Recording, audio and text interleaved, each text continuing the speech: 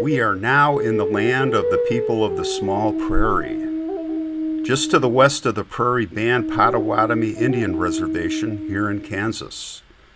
The Potawatomi peoples used to be located in the Great Lakes area, but like all of the other First Nation tribes, they were forced west due to early American settlers moving onto their lands and thus pushing them out. Called the people of the small prairie, a division of the Potawatomi, they were originally located around the southern portions of Lake Michigan and what today is known as southern Wisconsin, northern Illinois, and northwestern Indiana.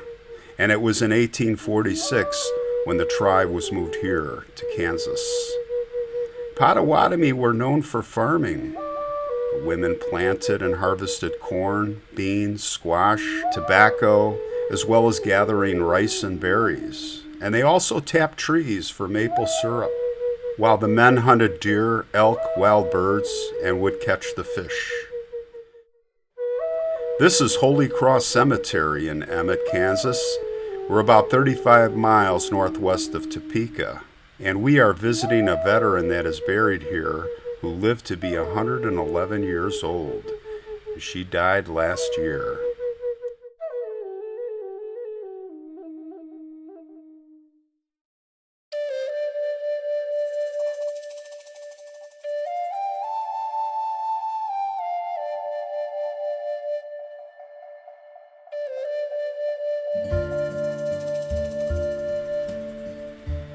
Her name? Julia Kabance. Julia was born on August 10, 1910, on the Prairie Band Potawatomi Reservation here. She was the 11th of 12 children. Her parents, Frank and Mary Kabance. She grew up into her teenage years here helping her parents on the farm like all the other brothers and sisters. And she would later say many memories, one of which was, "We had an early hand-crank car, and about the time they'd finally get it started each time, it always went bang, and it would backfire. It was so loud, and I just wanted to jump out." Well, she finally did leave home. She went to go study at Haskell Institute, now known as Haskell Indian Nations University. And then from there, she went down the street to Lawrence, Kansas. University of Kansas, yes, she was a Jayhawk.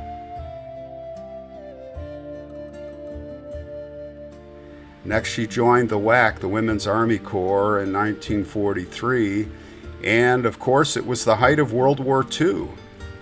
Julia was 33 years old then, and she and the other women, they were all sent over to Kansas's Fort Leavenworth Pier to take over the office jobs so that the men who had previously performed them, they would be able to go overseas and fight. Well, it was a situation that didn't sit well with the men, and she would later recall, we were just pulled in. We had no choice. And the men would say, "You just walk in because you wanted to be here." And boy, she said, they would rub it in. They'd rub it in all the time. I would tell them, I said, "Well, there is no such thing as patriotism if you're going to be that way. The country's at war. Everybody needs to help. Come on."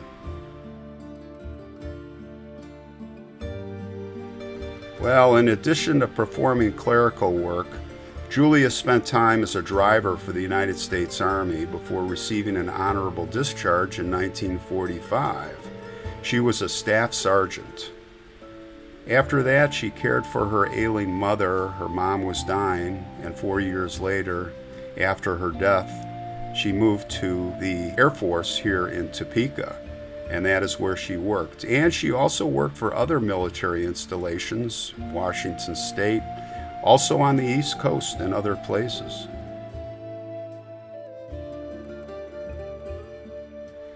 Well, Julia spent years volunteering with the Veteran Affairs and was active with the Catholic Church here and also her American Legion post.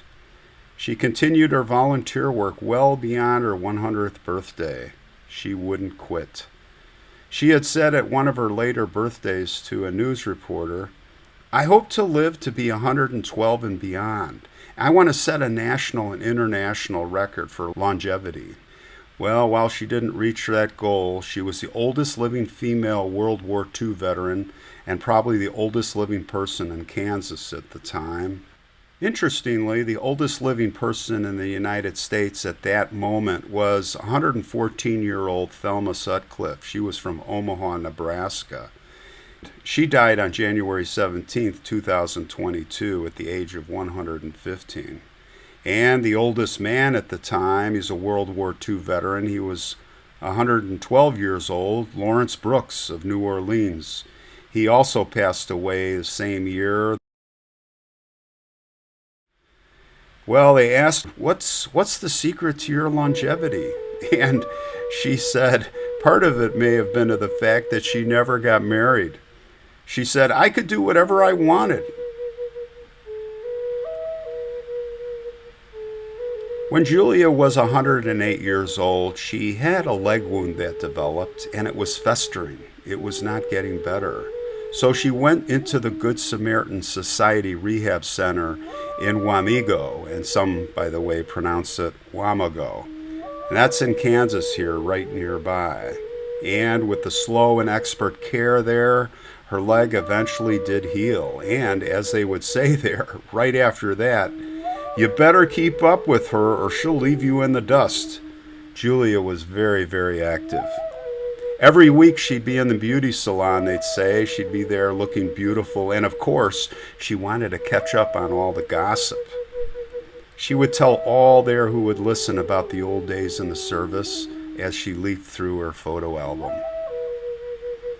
Well, Julia spent her lifetime helping others, and she also helped her country. We want to thank you, Julia, for your service. We want to thank you for your generosity, your beautiful character, and your beautiful presence in helping so many people. You are very special, and you will not be forgotten. Rest in peace, Julia. Rest in peace.